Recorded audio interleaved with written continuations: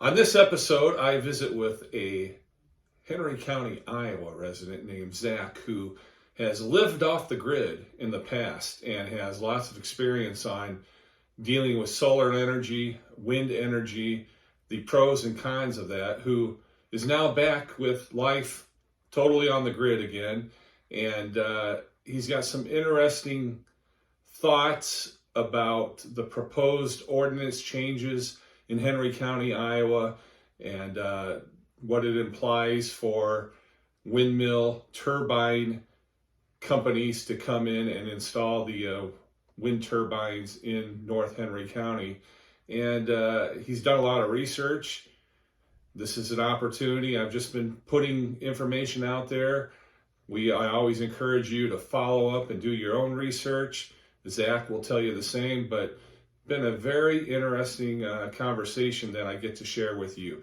And it's all brought to you by Griner Auto Body of Washington, Iowa, using state-of-the-art techniques and decades of experience to get your car back on the road after an accident. Car Doctor of Washington, Iowa. No matter who Frankensteined it, they can fix and clean and customize it. Girling Repair of Winfield, Iowa. If your mower is dead, call Fred, your Husqvarna, Aaron's, and Gravely dealer. McDonald Boneyard of Keota, Iowa, for all of your farm equipment and auto recycling needs. Hinshaw Trailer Sales of Richland, Iowa. You need a trailer. They've got your trailer, and they fix what they sell and don't in their full-time repair shop. B&B Propane and the family of Jet Stops present Southeast Iowa Today. I'm John Bain, author of Christie's Journey, The Beat Goes On, and your host. Let's get right to it with Zach.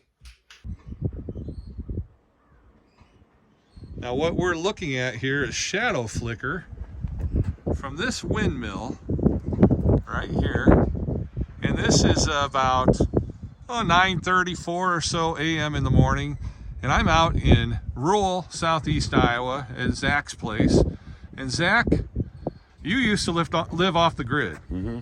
And you right here in this area used to have solar panels. Yep, we had 2 arrays. I got a pile of used windmill or used solar panels from a guy who was preparing for Y2K, and he never used them in the 90s because that never happened.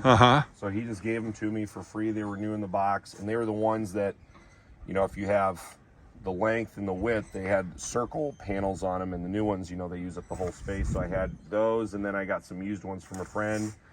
We faced those straight south, and then we had another array facing a little more towards the west, and to capture sun throughout the day. And we never went crazy with our array as far as batteries, because when you have solar, what do you do with the energy? And, you know, there's a lot of information that people, you know, they think electricity is electricity, but you have direct current and you have alternating current. And low voltage would be direct current. That's like what Edison came up with. And you'd have to have a power generation plant within every 3 to 5 houses in a neighborhood. And that's where Westinghouse invested in Tesla's alternating current, because you could have high voltage and send it over miles and miles, hundreds of miles of the power lines that we have today. Gotcha. So with solar, I'm kind of passionate about the whole alternative energy thing, having lived through it. Is direct current is low voltage. That's where the panels come from. It goes to a direct current, low voltage battery system, and then you have to invert it into AC in order to plug it into your house, because that's what all of our plugs are. But then your DVD player, your laptop, your phone charger, everything is DC. And what people don't know is every time you invert, you lose 11% efficiency. So I have 100% efficiency for my array. I'm down to 89% when it gets inverted to AC, and then I lose another 11%, so I'm down to 78% for going back to direct current into my computer. And how long did you have the solar hookup at your place? It was about a total span of about 6 years was 100% off grid. And when we say, if you want, let's go on it. Yeah. So when you're off grid, I tell people you can be off grid for any number of reasons, but it's typically about 3, which is you want to save money, you want to help the planet, or you want to be independent.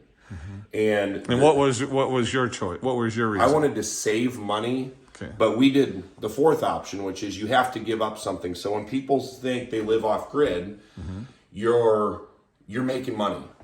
And when you go to a solar panel company, or wind is really impractical on your own. So when people live off grid, they are buying their own system. They're their own investor, and they have to finance the solar panels, and the government has these programs like tax credits. We were just double checking on that today because I'm kind of refreshing my memory. Sure.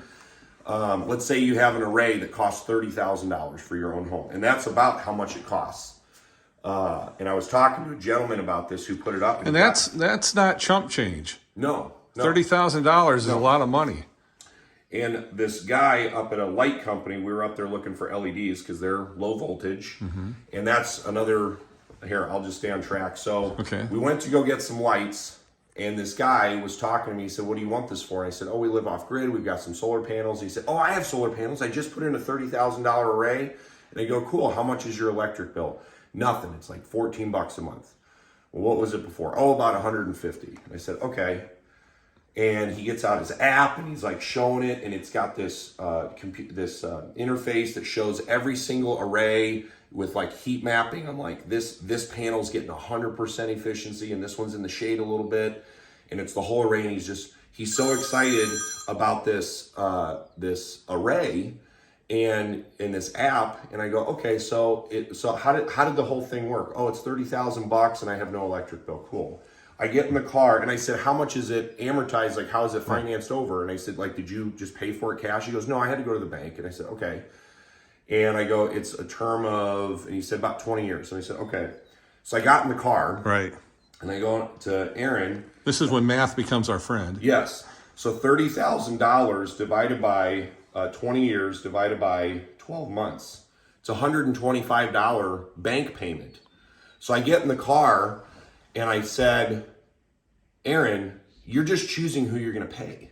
Yeah. You're going to have a $125 bill to the power company, or you're going to have a $125 bill to the electric or the solar panel company. And there are several players involved.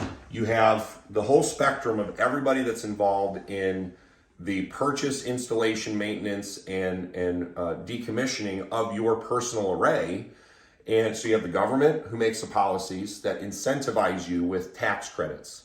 So if you have a $30,000 array and you have a 30% tax credit, you have a $9,000 tax credit that is from my understanding, I could be wrong, double check this, it's a straight subtraction from the taxes that you owe in that year one time to not exceed what you owe for taxes. For example, if you owe $15,000 in taxes, you take $15,000 minus 9 and you're going to get $6,000. That's all you're going to owe for taxes.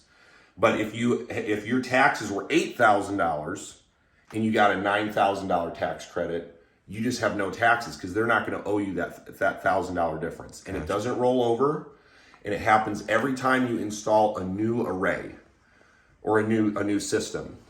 So that's why people want to kind of spread it out and say, this year I want to put in this many, this year I want to put in this many, this year I want to put in this many, because every year you get to do it in that fiscal year. So that's the government, is they come up with these programs. Then there's the manufacturers of the panels. The panels are, like a solar panel has 3 ingredients: coal, quartz, and coal. You have to blend highly not refined, it's what's the word I'm looking for, pure quartz that's mined in North Carolina. All of this information is in a documentary called Planet of the Humans. It is can you find that on YouTube? You can find it on YouTube. I don't know if you have to pay for it. I watch anything and everything, and I'm gleaning information from whoever is saying it. So like when we're going to these meetings about the proposed project here in this community, I'm listening to the information that everybody's saying. They have their concerns, and then the companies have their input, and then I go and I'm kind of, so I don't necessarily affiliate. There's truth in both sides and there's falsehoods in both sides. Right. So when I say go watch this, you kind of got to stomach it from a political standpoint. The executive producer is Michael Moore. Oh, okay. But the people who produced it and made it, they are 70s hippie, eco Democrats. That they say that in the documentary. And the whole thing is a frustration with predominantly both political parties, but they feel betrayed from the Democrat Party because they've been pushing all of these green programs like biomass and solar and wind. So back to the spectrum of the players, you have the government, the manufacturers. The manufacturers are the Koch brothers. Okay. They own the plants to make solar panels. And they say all this in there. And you have to take quartz and coal and blend those two ingredients in a very hot process with coal. Wow. So there are 3 ingredients to make that. So they're the manufacturer. Then you have the installer. So if you're looking on the internet, you're on your phone, all of the ads for, do you want to have no electric bill? Sign up for our program. Those solar panel installers are the ones who are making the most money. And and I think of this and I'm like, good old coal. Sure. The thing that everybody it's our enemy, is what fuels everything and keeps our modern process going. When we talk about efficiency, there are people think that coal is so dirty. Right. If you look at and like we went to the Chicago Engineering Museum, they have a whole thing on coal.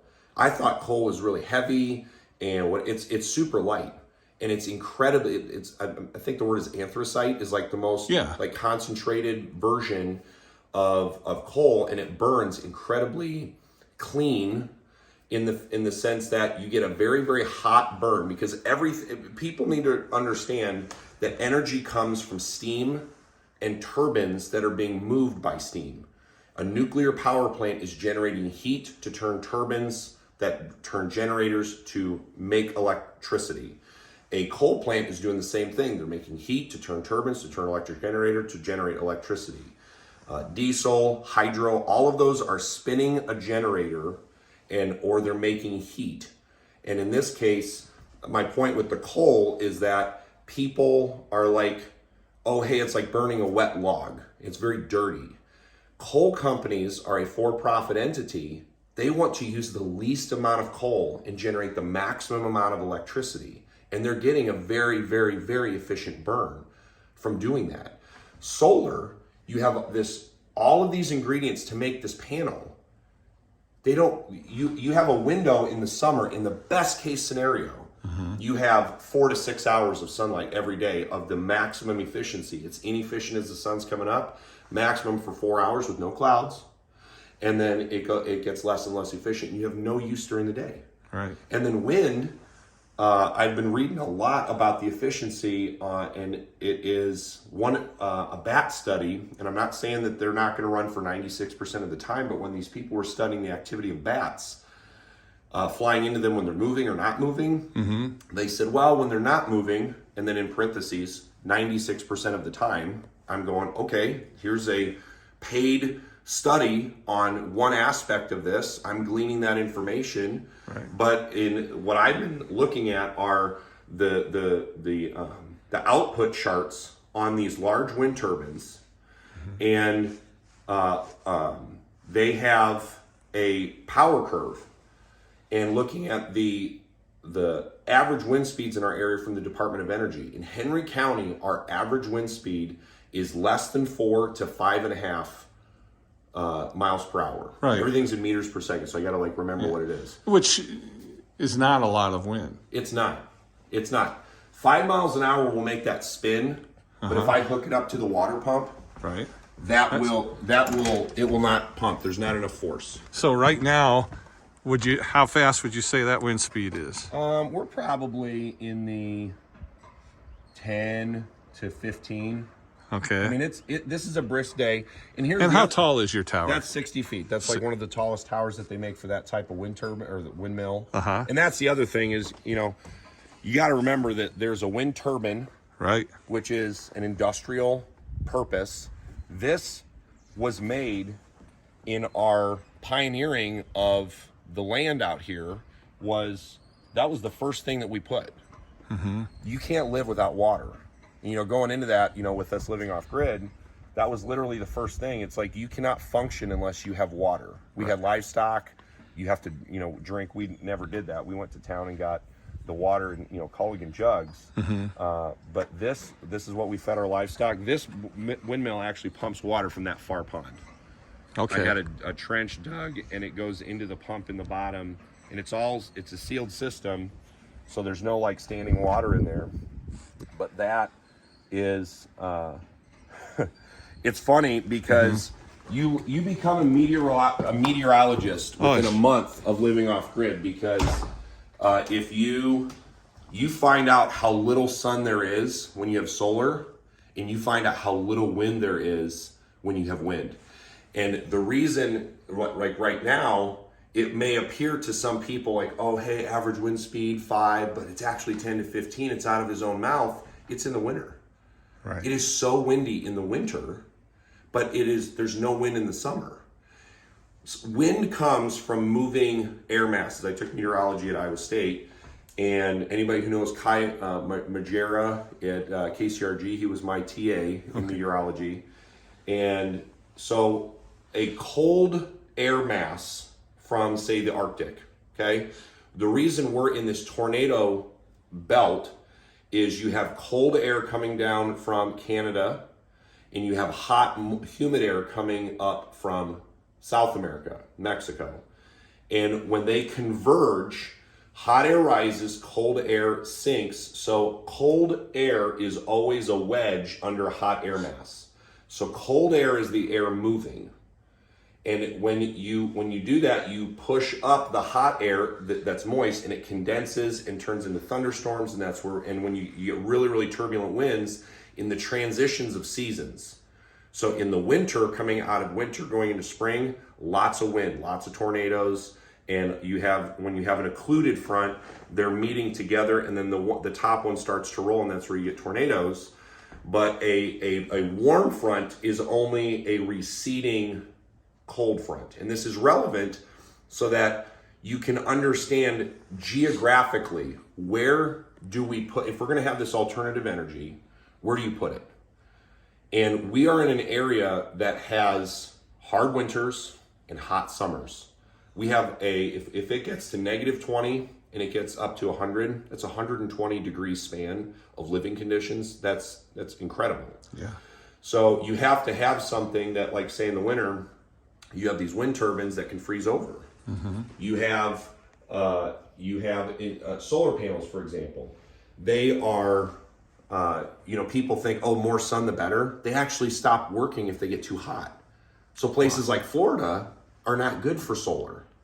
And a huge proponent for solar is Germany. Oh, we're going to have 0% emissions. We're going to be 100% solar by like 2050 or 2035, whatever it is. And they're having so many problems right now because they do not have enough energy, but also geographically, they have a ton of mist. They have a ton of fog. They're pushing this system that just meteorologically and geographically does not work for their area. It doesn't make sense. Correct. So the reason, the big sticking point for me in this project proposed here in this county is the scale. So there's a physics equation where the wind speed is inversely proportional to the surface area of your airfoil. So if you had 100-mile-an-hour winds 100% of the time, you could have windmills that were very small. Okay, the surface area of the airfoil can be small, but inversely proportional. If your wind speed comes down, your surface area has to get bigger to get the same amount of output. So if they can put a 450 or 400 foot tall turbine 130 feet off the ground in Texas, well, they have a lot of wind because it's open and all that air is drying it. That's why it's dry. If we just, again, geographically look what's going on here, there's a lot of hot wind coming up, but until the Midwest to hit the cold air to actually have it condense into water. That's why we have such fertile ground here, is we have a lot of rainfall, and we have dark soil. And down there, it's drying and it's arid and it's evaporating all that out. They have a lot of wind. They can do that. Up here with the low winds, again, this is based on the Department of Energy on our wind speed there. You have to have a 650 foot tall turbine with a huge blade in order to get the same amount of output from a smaller machine. And so that's another 400, so you got another 250 feet, right? Yeah. We have to have these massive machines to compensate. So some of the cards are getting shown on why do you want something so big? Oh, well, it's new and it's quiet and nobody's ever seen it on shore. That's the other thing. They don't have these on shore. These turbines are getting bigger and bigger and bigger, and we're the collateral damage.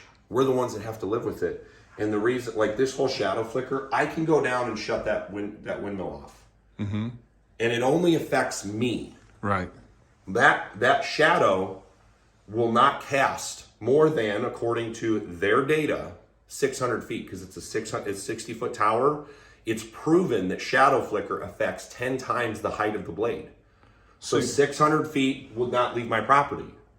650 feet times 10 is 6,500 feet. That's over 1.25 miles. Yeah, that's going to be on a lot of property. Yeah. And for me, okay, so a little history. I went to the first Wayland meeting and was just kind of like, yeah, I don't want wind turbines. I just kind of went there a little calm, and I said some the neighboring comments, because that was what was really frustrating to me, was seeing the ownership where it's like, oh, even the locals are like, oh, well, you guys could potentially be our neighbors and neighbors and neighbors and neighbors. It's like, why are we using this word? They're not our neighbors. 9% of the company is Qatar, 15% of the company is German. And so again, coming into this new scenario with old, relevant, current information from living off grid, there is a global agenda to make money. And that was where people, again, are using words like 5 miles an hour and 5 minutes and 30 minutes and all this stuff. And that's not true. I can cut right through that, because when somebody says 2 lightning strikes per turbine per year, what's the big deal? That's times 60 to 90. That's 120 to 180 additional lightning strikes to our area. You're bringing all this industrial potential danger to our area, and nobody wants to listen to anybody but an expert. We're all experts in our humanity, in our living condition. Do we matter? That's mostly what's frustrating to me. That's a great point and a great question. Yeah, you guys have to deal with it, because there's some geography. Like when you look at these maps, they don't see the people. They don't hear their story. They don't see their living condition. They don't go, you know what, there's something about this place that's really, really nice, and people move here. And if you saw the huge demographic change over COVID, a lot of people left California and moved to places like Texas and Florida. So there was a graph that showed where everybody went. A lot of states took hundreds of thousands of people to tens of thousands of people. Iowa had a change of like 800 people. We're very, like, it is flyover country, and it's for a reason, because we have work to do. We have to do it a certain way, and it's our livelihood. We've been doing it for generations, and if we don't protect it, we shouldn't have to go and look at something and hear something and have to see all these flashing lights. So back to my story in Wayland, that's what changed it for me. I'm at the meeting speaking out about it not in favor, and a gentleman came up to me and he said, hey, I really respected the way that you spoke to these people. I disagree with you 100%, but I like the way that you spoke to them. And we spoke for a couple hours outside after the meeting, and he had me completely convinced that wind turbines were fine. Hog confinement smell, grain dryer sound, water towers, there's already red flashing lights. And so for 2 days, I really irritated my family, because it was kind of like this flip, but I go, let's be real. What's the big deal? And My wife 2 days later sent me or showed me a picture, and it had this landscape of all these wind turbines on it. I said, Aaron, this is propaganda. You're showing a concentrated wind farm in California on a hillside that has a ton of them on there. But then I thought, wait a minute, I should go and look and see what this looks like on the landscape. So I started looking wind turbines in rural places. And I was changed, because it is so invasive. And the lights at night, I heard people saying, oh, they all flash at the same time. I'm like, it's not that big of a deal. Because we left the meeting and we saw a red flashing light. And it was like, I never noticed that red flashing light. Yeah, I guess that's maybe annoying. But then I got on my computer, because I work with graphics for a living, and I got out these pictures and I started placing the number of them within your peripheral, like just this line of sight. And I had no comprehension as to how invasive this is. Isn't it a wonderful blessing for us guys when we have wise ladies in our lives? Yes, yeah. Yeah. I mean, our whole off-grid experience, people are like, oh, hey, how could you do this? And I said, I could not have done it without that woman. Not any other woman, that woman. Exactly. And, it's, when we have a home, you can build a house, but, the wife makes the home, and just stuff like that. That's where, if you're working on something and, like, say, you're working on an engine or whatever, I'm very open with people's input, at our business, because anybody should be able to give an input. And if you can't find the wrench that you need and you're looking for a while, and steps out in the garage and it's right there, don't talk to me is not what you should be. It's, hey, thanks. Yeah. The amount of time that she has spent digging through these ordinances and finding things that I never would have seen. The permanent noise impact easement. Those are the other problems that are in this whole thing, which is if the limits that they want to put, that are being proposed for the limitations on the sound, are, if this is the decibel reading, well, if it exceeds that, you can go get the current landowner that is affected, sign off and say, yeah, I know that it's coming from that and I'm okay with it. Well, they die or leave or sell it, and they sell it to the next person. That is permanently in the recorder's office, that this person A, who lived there and didn't have a problem with it, maybe didn't live there, signed off on a permanent noise impact easement for all subsequent owners. And then you wonder, my head starts turning, okay, that person that signs off, do they get a payment for their discomfort? No, in England you do. Okay. If you're affected by shadow flicker, the sound, the lights, any sort of negative impact, you have to be financially compensated for the project. That's a problem though, because if anybody can't kind of zoom out and look at the whole thing, if our community really, really needed the money, everybody would be on board. Right. This is not about money. It is to some. And the main person that it's about money are wind turbine companies, entity. It is, they see something that we don't have time to research all of this stuff. And, I'm a little groggy because, the amount of time, and you're spending a lot of time researching this, and a lot of people are now finally getting tuned in. Like, this was not a thing. Right. For somebody to come in as a snake oil salesman and say, this is going to make you whatever, that is the sales pitch that's happening. I had my panels given to me. I had to buy all of it. I had to buy the wires, the switches, the batteries. I had to maintain it. I built all my own light fixtures. It was very low cost. And that's why I did it. If you have somebody install it, you have an expense. Like if it's $30,000, you're paying the installation, the panels, the battery storage, you have to change the electricity to sell it back to the grid. And it just, you get trapped into it, because now that you have it, unless you use it, it wasn't worth it. And you can't go back on your word. And that's another. It's kind of also a situation where, when you think about people wanting to live off the grid, they don't want to be bothered by whatever society is pitching and all that. And you're spending a lot more time on stuff you shouldn't even be bothered with when you're off the grid in some ways. Well, the irony There are so many layers to this. So if I'm kind of jumping all over the place, the whole green aspect of this, solar panels are not eternal. They have a shelf life and they cannot be recycled. And if they are, you're recycling the aluminum framing. You can't recycle the crystals. The coal's used up. The coal is used up. And you have, again, just, it's ironic that it is so, it's proposed as such a green thing. Everything is diesel to get it there and use it.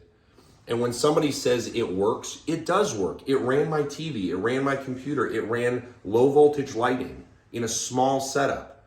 And when you have a huge array, it's great. But every person that I ask that has solar at their factory or somewhere else, there's two answers. They either love it, but I see the look on their face, and it was a good financial decision for their taxes in relation to the politicians with the tax credits because it's so big.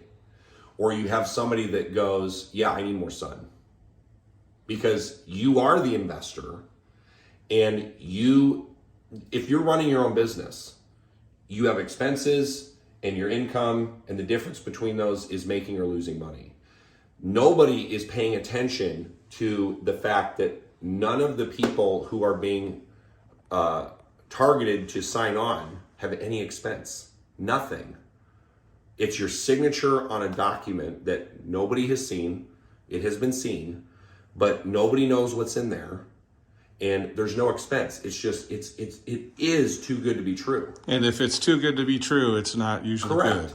good. And if somebody believes in this system so much, you would be willing to, if they left, you would be willing to do it yourself with just one.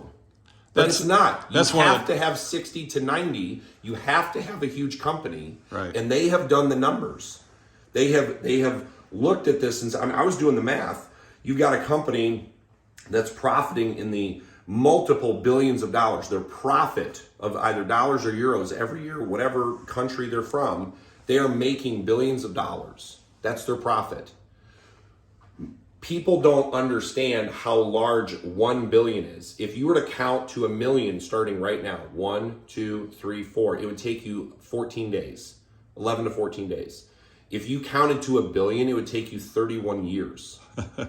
It's amazing, yeah. So I'm saying that going from 1 million to 1 billion is 1,000 million.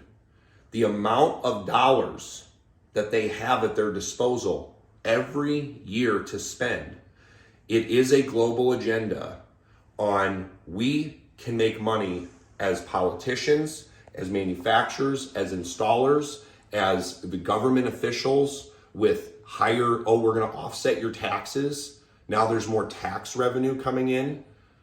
It changes the whole dynamic. And Abraham Lincoln said, to be a good politician, you have to create a problem and be the only solution. That is what's going on right now. And we are not dumb. We are spending hours and hours and days and weeks investigating this and bringing these. At this point, yeah, we are experts. And I'm irritated that people are being marginalized by saying, you're not a wind turbine expert. That's anecdotal. Well, are therapists and the medical community, are they not experts? Because they're taking complaints for things like headaches, anxiety, fatigue, depression, and those come from things like the shadow flicker, like the fact that people destroyed your landscape. Where do I take that problem? And who are we going to go to at the county or the state level to say, we have agreed as a community, we don't want this? There are places like Marco Island, Florida, that if you leave your garbage can out for more than the day after pickup, you get a fine. That's in their ordinance because people don't want to look at it.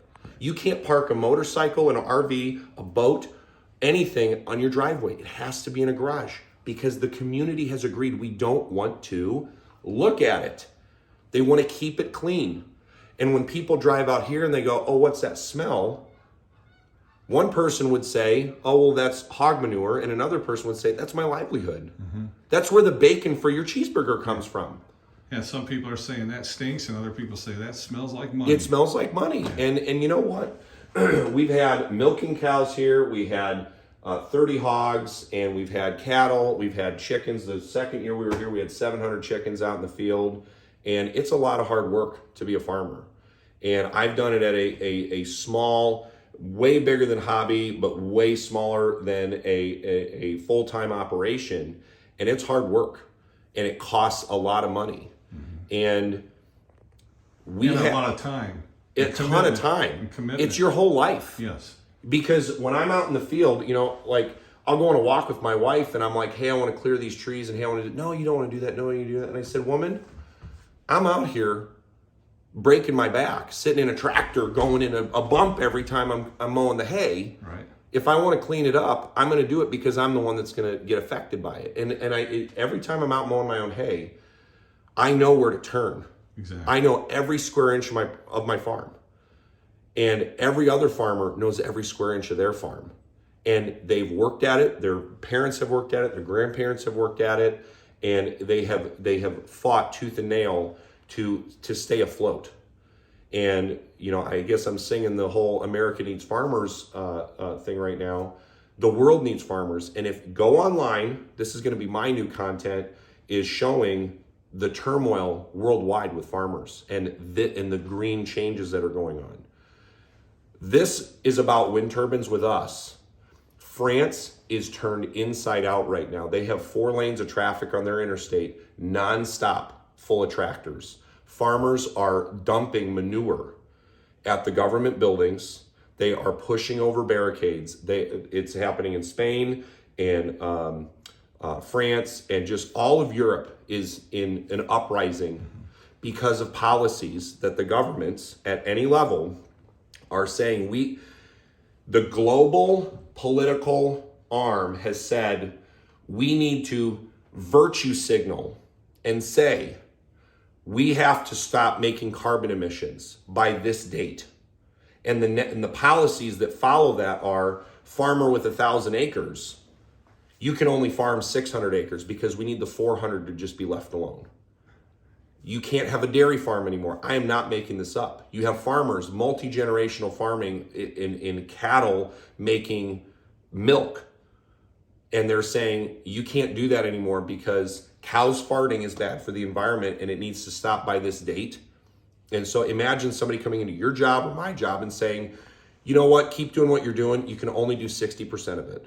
Well, you know, you think about it, cows farting, pigs farting, next thing you know, people farting. Sure. I mean, yeah. It doesn't, where does it stop? Well, people have seen where there's money to be made. Money comes from change. Mm-hmm. So if you change something, there's an opportunity there. And what nobody gets with like the electric cars is that instead of mining coal to turn on our houses and to power our grid to make things like cars and to refine gasoline and like people don't take into account the efficiency. A car from the 40s was, you know, getting 2 to 8 miles per hour or 8 miles a gallon. Right. Now a gas powered car can be getting 20 to 50.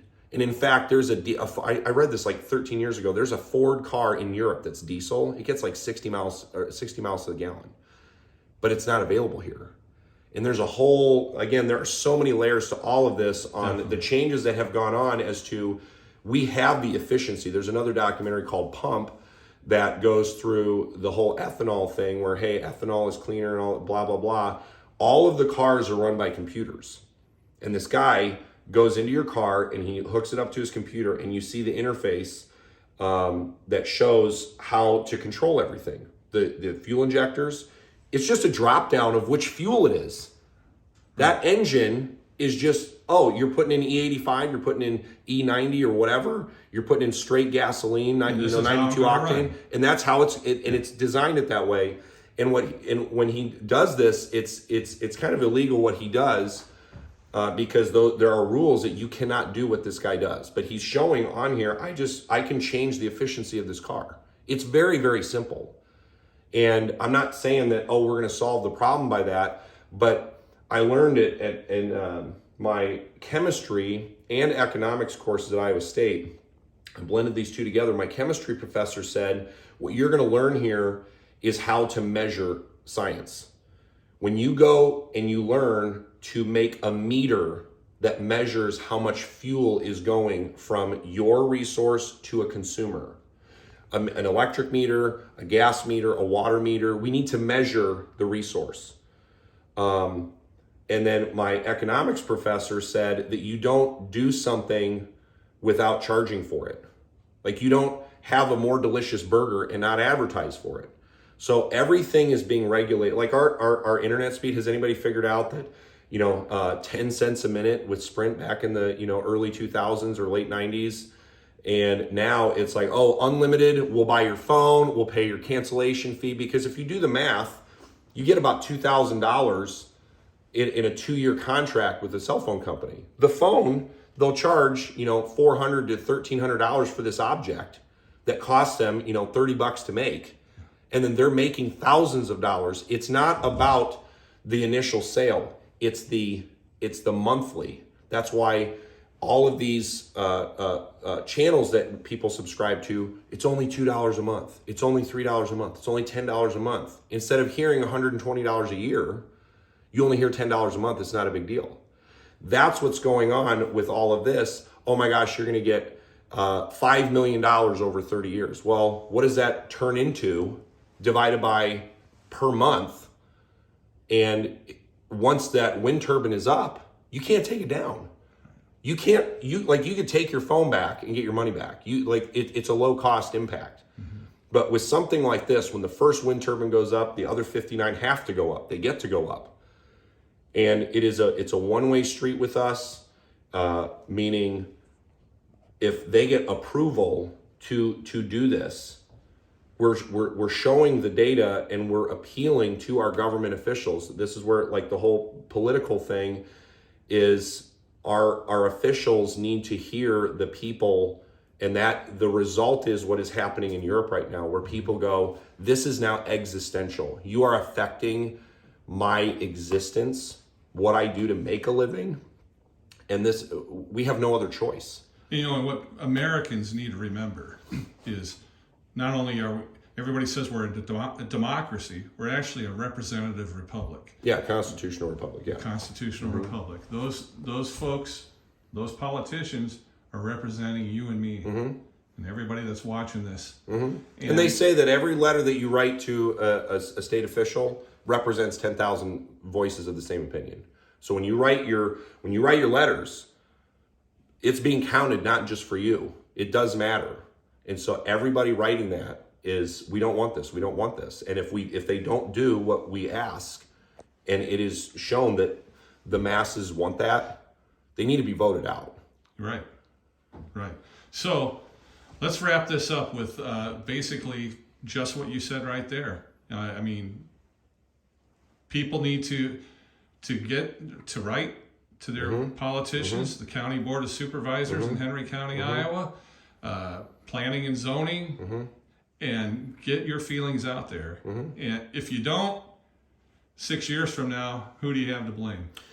Yeah, and when you are writing that, do research on how far these things need to be set back and the radius that these are from what.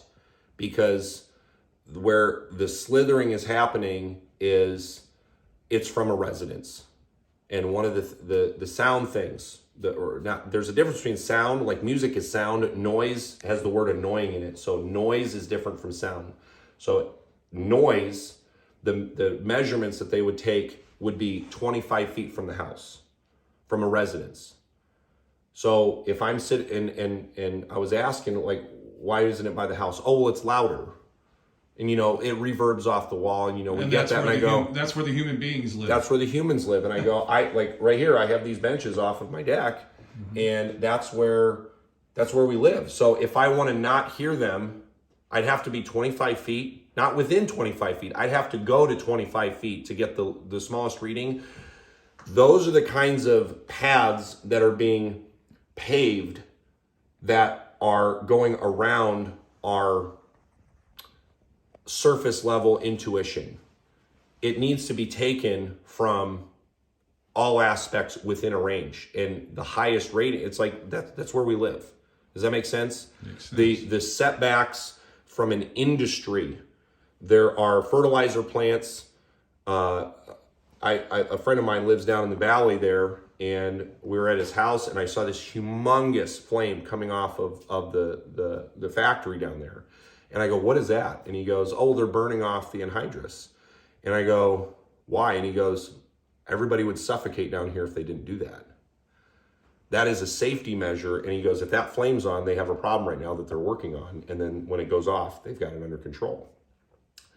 And they had to put that in place because it's an industry and there's a safety measure that affects private residents and people that have already been there.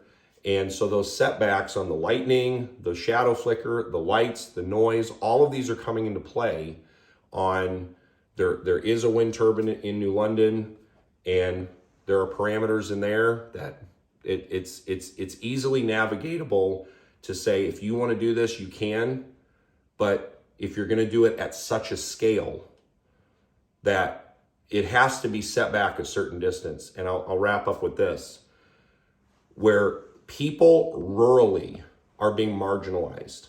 There are setbacks in cities that you can't have operations like this within a certain mile marker because you're inhibiting growth of that city. And also people don't want them. They don't want them that close to cities. Why don't we get the same value from our homes and every square inch of our farm?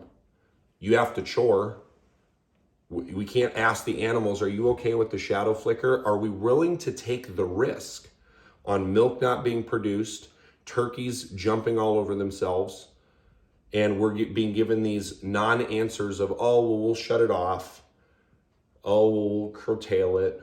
Oh, well, we'll make it efficient. Oh, we'll turn the volume down. All of these words. And the other part is, the other effect of that is, well, if it's that bad, we'll just give you a check to make up Correct. your loss. But the problem is that loss doesn't, it's a food chain, a food supply situation. Mm-hmm. The dollar bills don't make a turkey sandwich. And that right there, that in itself, follow the money. If Right. somebody's willing to pay you for something, that's a problem. Herbert Hoover did not do a lot of programs, and he got, kind of painted as the worst president ever, but Roosevelt... I think Biden's taken that position now. Well, Roosevelt took over, implemented a lot of Hoover's policies, and Hoover said, I'm not doing these things because that's how you buy votes. And he said, I'm not doing that. And that is exactly what's going on. The backwardsness of this scenario where instead of going to the county and finding out the rules, and then going to the townships and finding the setbacks, and then going and finding people who are interested, you go and you pay people and you get them really, really motivated with a giant number. And then you go and you change the laws. And that's what we're seeing right now. That is what's Henry going on County right now, yes. With that, Zach, thank you so much for your passion, for your information, for the ability to explain it to us folks that haven't done the research you have. I thank you. Yeah, thank you. So what do you think after watching that episode? Did Zach get you thinking? Did he stir up emotions on inside of you that you need to share with us now? I hope so. I hope you put them in the comments down below and share them with me and with our audience. And let's keep this conversation going. Once again, thanks to Zach for being on the program. Also, thank you to my sponsors, Griner Auto Body, Car Doctor, McDonald Boneyard, Hinshaw Trailer Sales, Girling Repair, B&B Propane, and the family of Jet Stops. And thank you as well. I'm your host, John Bain. Stay friendly, Southeast Iowa.